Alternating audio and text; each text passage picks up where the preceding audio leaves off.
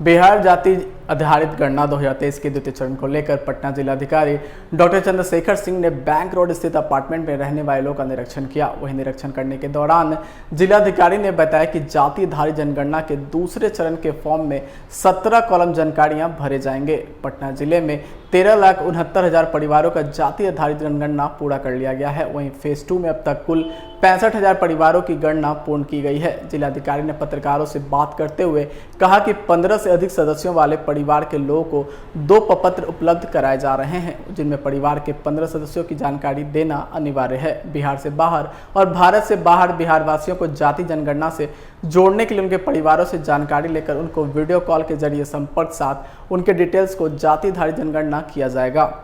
पटना में इस प्रकार की कोई समस्या नहीं है। हम लोगों ने सबसे बातचीत किया था और सबको कन्विंस किया था कि बहुत ही महत्वपूर्ण कार्य है और देश में एक तरह से पहली बार हो रहा है। सभी लोगों को इसमें पूरी मुस्तैदी से सहयोग करने की आवश्यकता है और बाकी जो मुद्दे हैं, बाकी जो इश्यूज़ हैं, उसको हम लोग मिल बैठ करके देख लेंगे। तो पटना ज़िले में इस प्रकार की स्थिति नहीं है। लोग बहुत ही मेहनत से काम कर रहे हैं, बल्कि अभी हम लोग देख रहे हैं बहुत ही प्रतिकूल परिस्थिति, एडवर्स कंडीशन है, लगभग 44 डिग्री टेम्परेचर है। इसके बीच में भी हमारे सभी प्रगणक घर घर जा कर के कार्य कर रहे हैं। इसके लिए हम उनकी प्रशंसा करते हैं, उनकी कर्तव्य निष्ठा की। तो यहाँ इस प्रकार की कोई समस्या नहीं है। सर, अगर कुछ लोग छूट जाते हैं ये बिहार जाति आधारित गणना 2022 ये इसका काम चल रहा है। फर्स्ट फेज में हम लोगों ने परिवार का सर्वेक्षण किया था और एक परिवार में कितने सदस्य हैं और कुल कितने घर हैं, भवन हैं, इन सब का सर्वेक्षण हम लोगों ने फेज 1 में किया था। फेज 2 में हम लोग हर परिवार के हर सदस्य का डिटेल ले रहे हैं, जिसमें उनकी व्यक्तिगत जानकारी है, कितना पढ़े लिखे हैं और बाकी जानकारी है, और बाकी उसके साथ उनकी सामाजिक पृष्ठभूमि की जानकारी ले रहे हैं। फिर उनकी आर्थिक स्थिति क्या है, शैक्षणिक स्थिति, ये सब चीज़ें हम लोग फेज 2 में ले रहे हैं।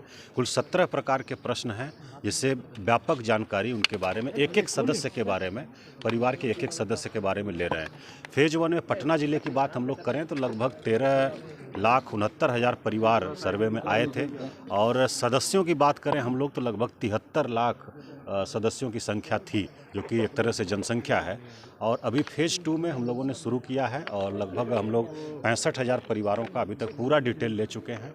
एक परिवार की गणना करने में प्रगणक को लगभग आधे घंटे समय लग रहा है, तो उस हिसाब से चल रहा है। लेकिन हम लोग शुद्धता पर ज़्यादा जोर दे रहे हैं कि डेटा शुद्ध हो, प्रामाणिक हो और हड़बड़ी नहीं करें, आराम से सब सूचनाएं लेकर के एकत्रित करें और भरें। और 2 फॉर्म में चल रहा है, एक तो हार्ड कॉपी में भी प्रपत्र, एक परिवार के लिए पूरा एक प्रपत्र दिया हुआ है और उसमें लगभग 15 सदस्यों का डिटेल भरा जा सकता है।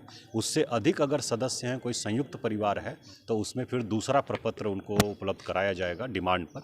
और बाकी उसके बाद हम लोग जो पोर्टल बना है उस पर भी ऑनलाइन एंट्री करा रहे हैं साथ साथ। और इससे फ़ायदा ये होगा कि जैसे ही गणना कंप्लीट होगी, ऑनलाइन एंट्री अगर उपलब्ध रहेगी तो उसको डेटा का प्रकाशन और उसका एनालिसिस बहुत ही आसानी से और बहुत ही जल्दी किया जा सकेगा।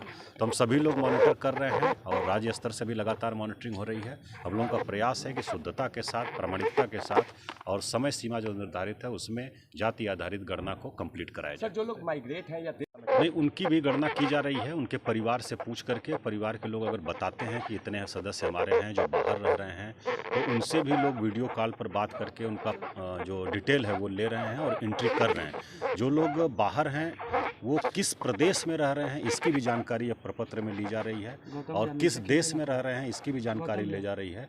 शुरू में सिर्फ बिहार या बिहार के बाहर इस प्रकार का वो था, व्यवस्था प्रावधान था, लेकिन जो इसका शुरुआत हुई और माननीय मुख्यमंत्री जी बख्तियारपुर में जाकर के देखे, खुद प्रपत्र को जानकारी भी अपनी दिए, उसमें उन्होंने निर्देशित किया कि बिहार से बाहर रह रहे हैं सिर्फ इतना पर्याप्त नहीं है, बल्कि बिहार से बाहर किस प्रदेश में या किस देश में रहें उसकी भी जानकारी ली जाए।